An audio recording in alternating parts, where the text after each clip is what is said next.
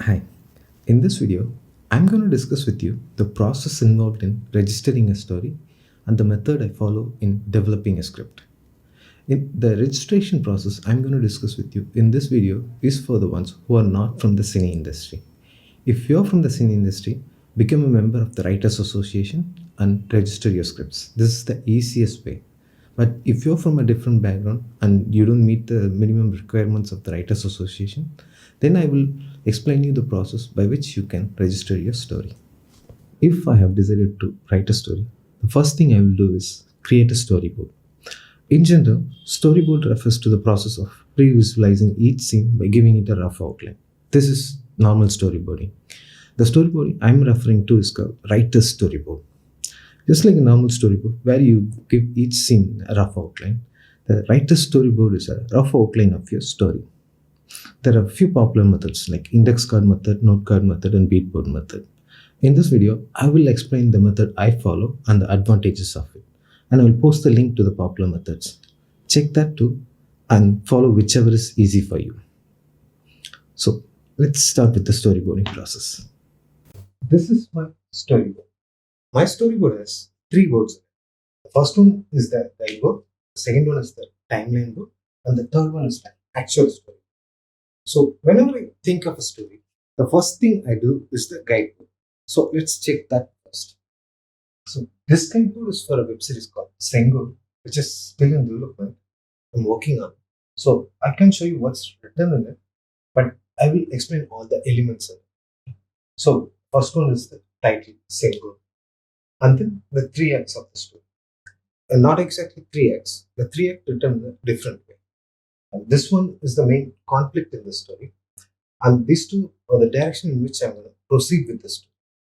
So those are these three. And then the blue notes. The blue notes is for the good guys, the protagonist of the story, the heroes of the story.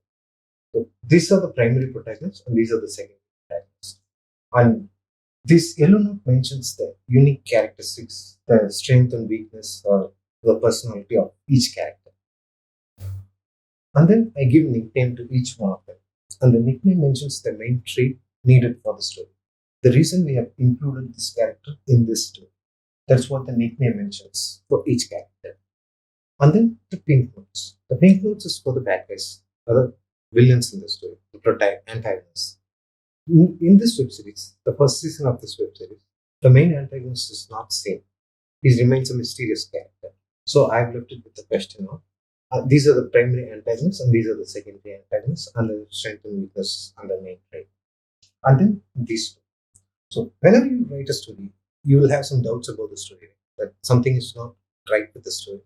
Those are these two. If this one mentions, is it logical? Is there any logical holes in it? And then this one. This one says time. What happens to time? Because this web series is a parallel universe concept, I have some doubts about time. How it differs from this place to another one. So that is what I've written. And then these two. These two are the answer to the riddle. And this is the main clue to the riddle. And this is the answer to the riddle. So what I've done is I've sticking a sticky note over it so that my family and friends won't see it. Because if they know the answer to the riddle, then it won't be interesting. That's what I have covered. So these are the elements in my guidebook. And if you look at my guidebook, it's more like a chessboard. And these are the players, and these are the unique moves, and this is the game plan, and these are the rules. So the main advantage of this guideboard is I will have a visual representation of the characters that is available in the story, and I can manipulate each scene by combining different characters to make every scene interesting. Let's say this guy has a scene with this guy. And what if I have included this guy in that scene? And if it's not an interesting outcome, then I will try it with another one. And the second one is whenever I write a scene, I will check it with the game plan. So is this scene useful for the story? Or how it drives the story forward in an interesting way? If the scene I'm writing is not taking the story forward, as with the game plan, then I will either drop it or mark it as optional. And the third one is every time I write a scene, I will check it with the rules I have framed here. Is it logical? Does the scene conflicts with the story? And does it reveal too much? All these questions. I'll be reminded by this guidebook to check it every time. And the last one may sound weird, but I once wrote a story in which I introduced an interesting character and totally forgot about it. Only when I was scripting the climax, I remembered. So I went back and rewrote the whole script. So that won't happen with this guidebook. Every character will have their deserved presence in the story. So these are the advantages of this guidebook. The next one is the timeline board, but I frame the timeline board and the storyboard parallelly. So let's check the storyboard first. This is the actual storyboard. The first thing I do is I'll give it a rough outline by expanding the one line. So this is the rough outline. And then what I will do is I will include the scenes that came to your mind when you thought of writing the story. Actually, these scenes would have inspired you to write the story. So those are very important. So I will put those two inside this.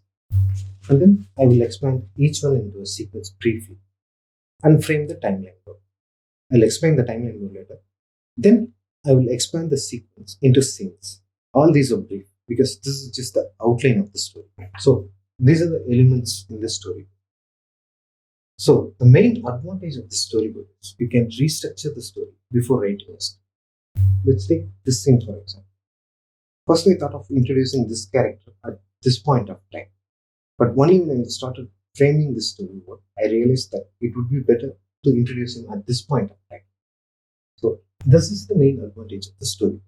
You can restructure your story before writing a script because rewriting a script is the most tedious task for a writer. So this is where the storyboard helps.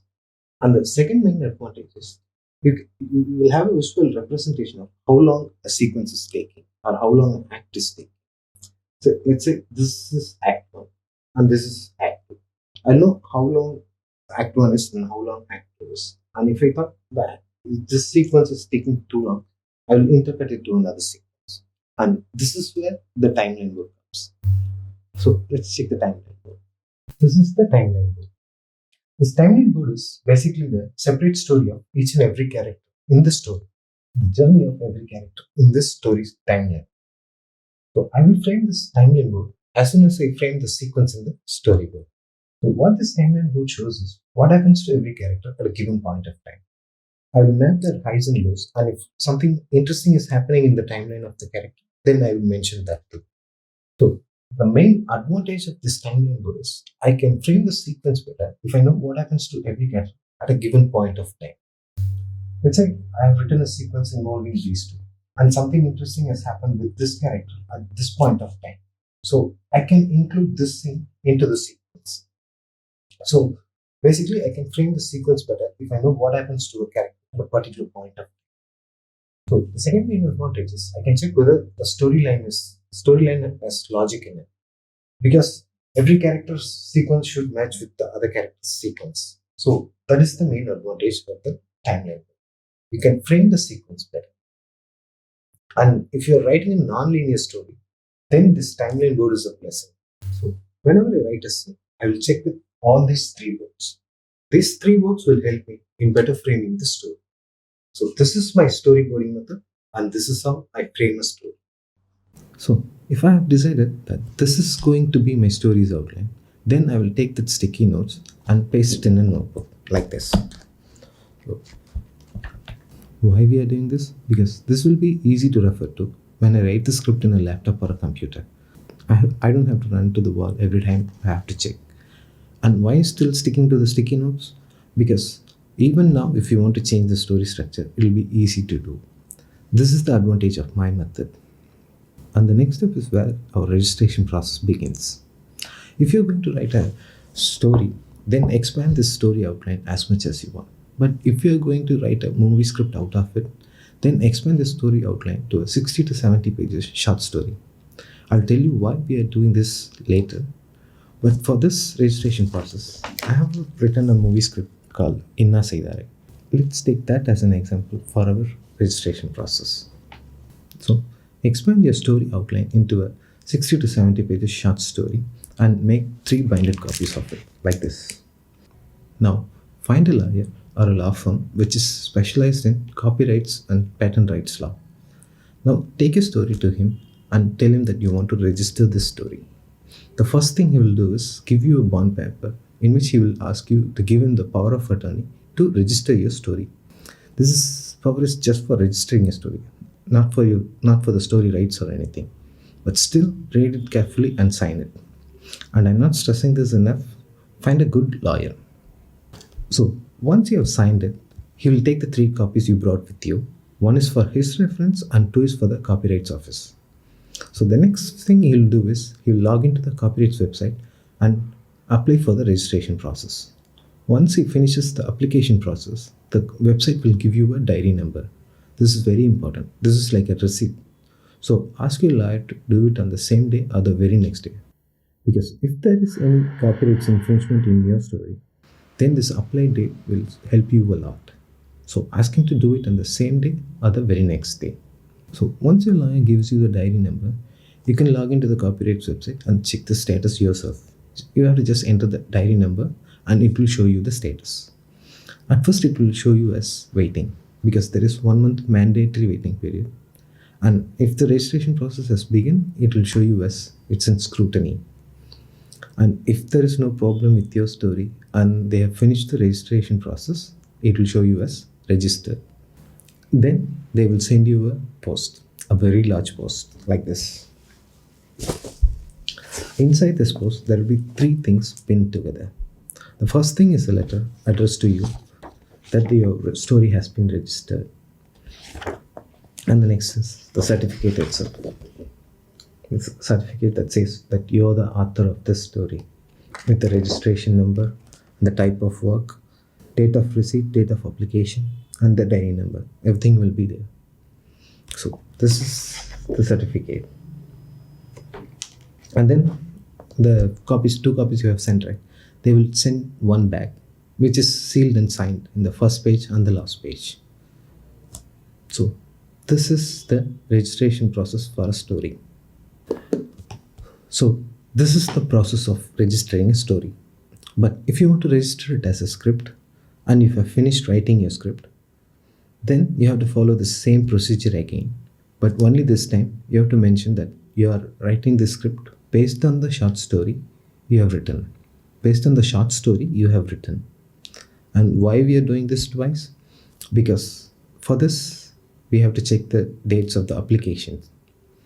So let's take the short story for this script I have written, Inna Seidare, and check the dates. Okay. The apply date was on 24th April 2015 and it got registered on 31/8/2015. By this time, I would have finished writing my script. Let's check the script dates. Okay. So I finished the first draft on 27/7/2015 and the second draft on 25/8/2015 and the third draft on 13/9/2015. 3 drafts is more than enough and I went a little too far and made 5 drafts. So 3 drafts is enough actually. And if you're going to write a good script, you need at least 3 to 6 months because between each and every draft, you should take at least 10 to 15 days off and then come back and refine it again. So if you're going to write a good script, it will take 3 to 6 months. But by that time, my story would have got registered. So as I said before, once you get the diary number, you can discuss your story with your friends. And even if somebody steals your story and applies for a registration, the one who has applied earlier will have the advantage. But that still doesn't answer for the dual registration, right? Okay, let's check the script registration dates, okay? As soon as I finish my final draft, that is on 27/11/2015, I took it the very next day and it got applied on 28/11/2015 and it got registered on 22/9/2017. It took almost 2 years. So as soon as you finish your story outline, make a short story out of it and register it. Let's check another example. Okay, I've written another story called Udaya Kavyam. Okay, this is my dream project. It has all the 3 kings, Chera Chola Pandya. But that's for another video. We'll discuss it in another video. Okay. So for this short story, the apply date was on 14/5/2016 and it got registered on 9/5/2017. For just registering a story, it took 1 year. So as soon as you finish your story outline, convert it into a short story, and apply for the registration process. Yes, this way it will be safe, because this way you'll finish your script by the time the story got registered, and you can approach the producers and you can say that your story has been registered. So this is the safest way to register your story. In the next video, we're gonna discuss about cinematography. And if you want to see all these videos, and if you haven't subscribed before, click the subscribers icon and the bell icon, and give it a thumbs up if you think this video was useful to you. And if you think this video will be useful for someone else, share it with them. See you in the next video. Bye.